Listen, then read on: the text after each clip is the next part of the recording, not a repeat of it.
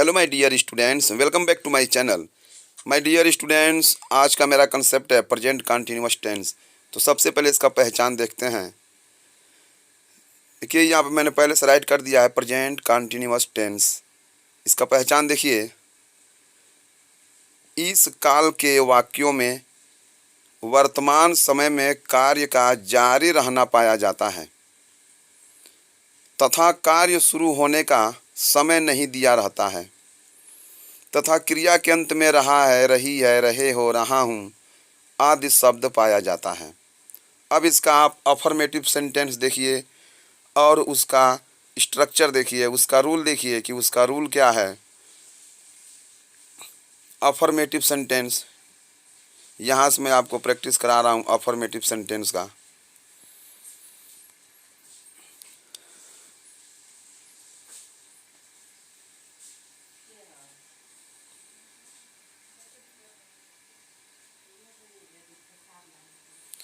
Affirmative sentence, इसका rule देखिए, structure देखिए क्या है रूल। सबसे पहले लिखेंगे सब्जेक्ट, इसके बाद is, am, are. Is, am, are में से किसी एक को राइट करना है। वर्ब, वर्ब में आईएनजी लगाएंगे। आईएनजी लगाने का रूल है जो इसके पहले वाले वीडियो में आपको देखने को मिल जाएगा। यदि आप नहीं जानते हैं तो वहाँ से जाके उसके रूल को आप स्टडी कर सकते हैं। इसके बाद ऑब्जेक्ट लिखेंगे, ऑब्जेक्ट के बाद से कंप्लीमेंट। कंप्लीमेंट, अब एग्जाम्पल देखिए आप, एग्जाम्पल देखिए।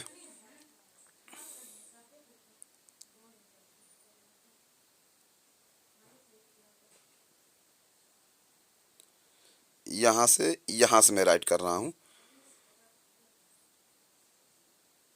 मुकेश पत्र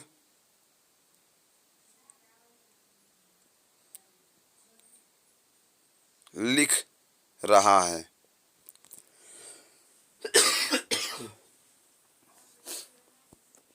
देखिए, वर्ब के अंत में रहा है, रही है, रहा हूँ आएगा तो ये हो जाएगा प्रेजेंट कंटिन्यूअस टेंस। ऐसे सेंटेंस को बनाने के लिए सबसे पहले हमको क्या करना है, क्या लिखना है, इसके लिए आप देखिए रूल। रूल देखिए, रूल में हमको सबसे पहले इसमें से क्या राइट करना है। देखिए, वर्ब के अंत में लिख रहा है, यानी कि रहा है, रही है, रहा हूँ आएगा तो ये होगा प्रेजेंट कंटिन्यूअस टेंस। ऐसे सेंटेंस को बनाने के लिए सबसे पहले हम लिखेंगे सब्जेक्ट। सब्जेक्ट क्या है? मुकेश। कैसे मालूम चला है? लिख रहा है, वर्ब है, इसमें हम कौन लगा देंगे। कौन लिख रहा है, सेंटेंस में जो उत्तर मिलेगा वही सब्जेक्ट होगा। कौन लिख रहा है? मुकेश लिख रहा है, मुकेश सब्जेक्ट हो गया। तो सबसे पहले हमको क्या लिखना होता है? सब्जेक्ट। अफर्मेटिव सेंटेंस में सबसे पहले हम लिखते हैं सब्जेक्ट। तो सब्जेक्ट है इसमें मुकेश, तो मुकेश को हम यहाँ लिखेंगे।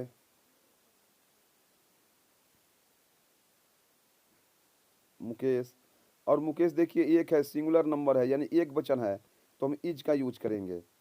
ही, सी, इट और एक वचन के साथ इज लगाएंगे और केवल आई के साथ एम लगाएंगे। वी, यू, दे और बहुवचन के साथ आर लगाएंगे। ये आप जानते हैं, लेकिन फिर भी मैं एक बार आपको बता दे रहा हूँ। मुकेश सिंगुलर नंबर है तो यहाँ पर क्या राइट करेंगे? इज। इसके बाद वर्ब, वर्ब क्या है? ध्यान से देखिए, वर्ब क्या है? वर्ब है लिख रहा है। देखिए, लिखने का एक काम हो रहा है तो ये वर्ब है, तो यहाँ आप लिख देंगे राइट। इसके बाद ई होता है, लेकिन ई को नहीं लगाएंगे क्योंकि आईएनजी लगाते समय अंतिम अक्षर यदि ई आए तो ई को हटा देते हैं, इसलिए मैं ई को हटा के यहाँ पर लगा दे रहा हूँ राइटिंग। और ऑब्जेक्ट अब बच गया है। ऑब्जेक्ट इसमें क्या है? ऑब्जेक्ट के लिए हम सेंटेंस के पास जाएंगे और वर्ब में, यानी कि वर्ब में हम पता कर लेते हैं कि ऑब्जेक्ट क्या है। लिख रहा है, क्या लिख रहा है? पत्र लिख रहा है, तो पत्र ऑब्जेक्ट हो जाएगा अ लेटर, फुल स्टॉप। और भी एग्जांपल आप देखिए।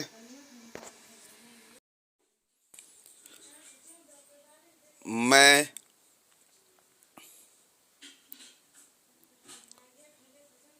छात्रों को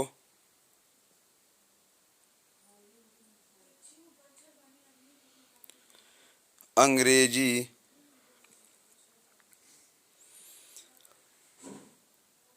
पढ़ा रहा हूँ। देखिए अंत में रहा हूँ आया है, तो ये हो गया प्रेजेंट कंटिन्यूअस टेंस। अब इसका रूल आपको माइंड में रखना होगा। इसके ठीक पहले हम जो रूल एक राइट करवाए हैं अफर्मेटिव सेंटेंस के पास, तो इसमें देखिए सब्जेक्ट क्या है आई, और आई के साथ क्या लगाते हैं एम, आई एम। टीच ये है वर्ब, इसमें हम आईएनजी लगा देंगे। टीचिंग, आई एम टीचिंग, क्या पढ़ा रहा हूँ, अंग्रेजी पढ़ा रहा हूँ, इंग्लिश। इंग्लिश देखिए लैंग्वेज है, इसलिए हम कैपिटल लेटर से इसको राइट करेंगे इंग्लिश। छात्रों को, टू द स्टूडेंट्स, यहाँ पर राइट कर देंगे टू द स्टूडेंट्स।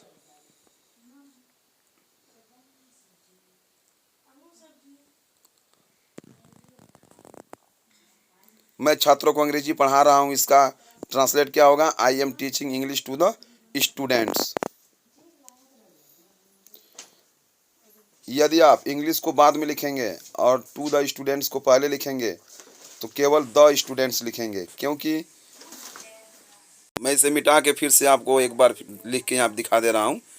यदि आप द स्टूडेंट्स पहले लिखेंगे तो किस प्रकार से इस सेंटेंस का अनुवाद करेंगे। सबसे पहले सब्जेक्ट आई, आई के साथ यूज करेंगे एम, आई एम। वर्ब है, वर्ब क्या है टीच,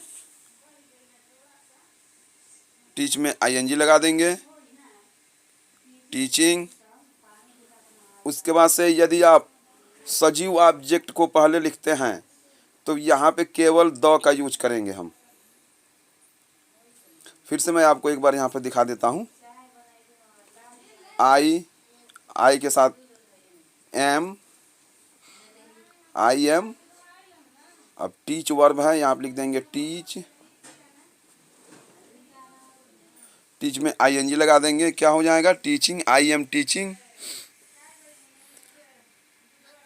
अब यदि आप इनडायरेक्ट को पहले लिखते हैं, इनडायरेक्ट ऑब्जेक्ट को पहले लिखेंगे तो केवल द लगाएंगे, द स्टूडेंट्स। और इसके बाद यहाँ लिख देंगे इंग्लिश।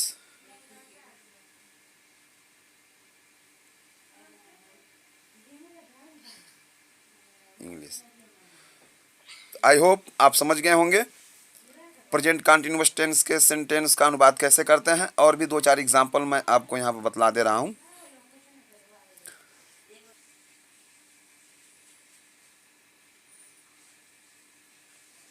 तुम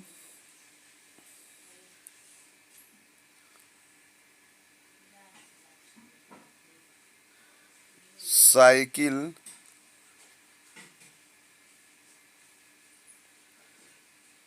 चला रहे हो।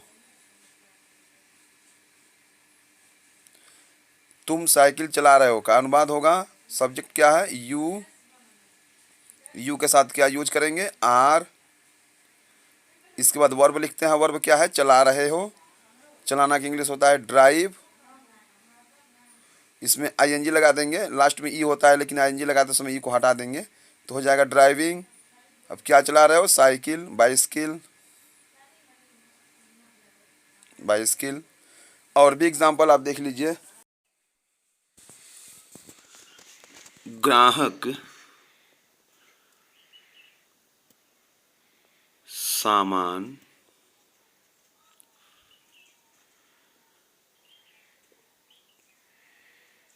खरीद रहे हैं।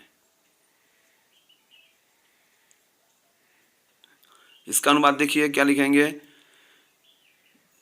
The customers